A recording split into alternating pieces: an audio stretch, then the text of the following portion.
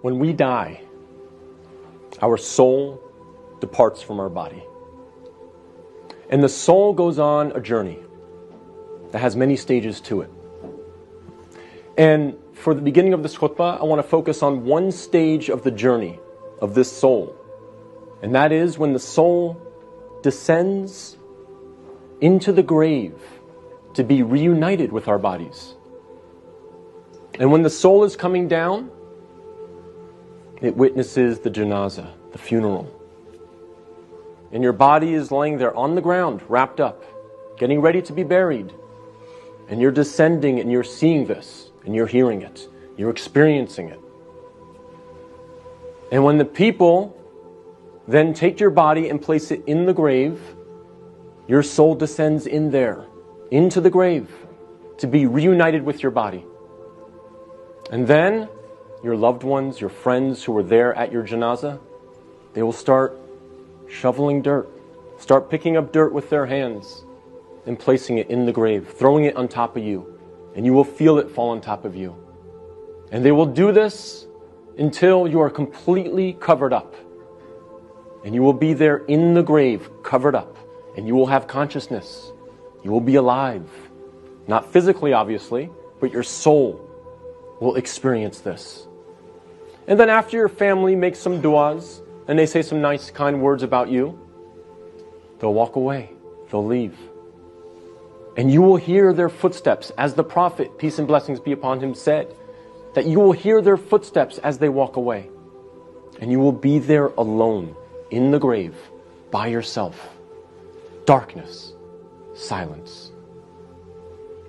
What happens at that point? Two angels come to you, Munkar and Nakir. And they ask you three questions. Perhaps the most important questions you will ever be asked, and the three most important questions you will ever answer.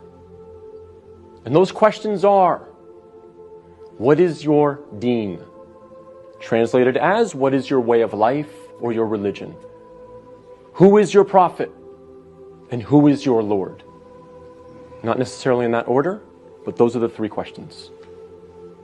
And if you answer these questions correctly, all three of them, your stay in the grave will be one of peace. You'll have peace. You'll have pleasure. Until the day of judgment, when the horn is sounded, and you are raised up out of your grave. So during that time, if you answer these questions correctly, you will have peace.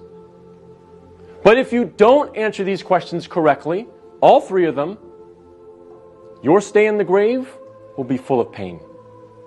So we must answer these questions correctly. But here's the problem.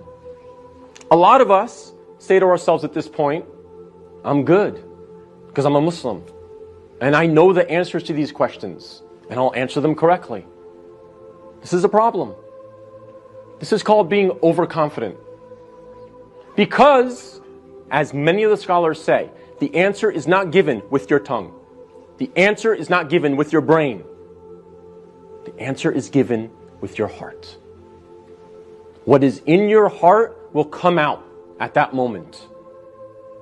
And so if you lived your life not praying, not striving to implement Islam, not striving to understand the Quran to the best of your ability, if you spent your life not really striving to be a Muslim, a true Muslim, trying to practice, then Islam really was not in your heart.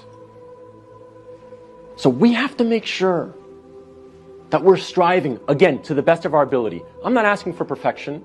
I'm not asking for scholars. I'm not asking for you to be of the best character like the Prophet, peace be upon him, but we must strive for it. So that on that day, when these angels come to us and they ask us these questions, what is in our heart will naturally come forward. The answers, the correct answers will come forth. And not the answers of, I was striving for something other than the pleasure of Allah. So we have to make sure that Islam is in our hearts, not just on our lips, not just in our mind.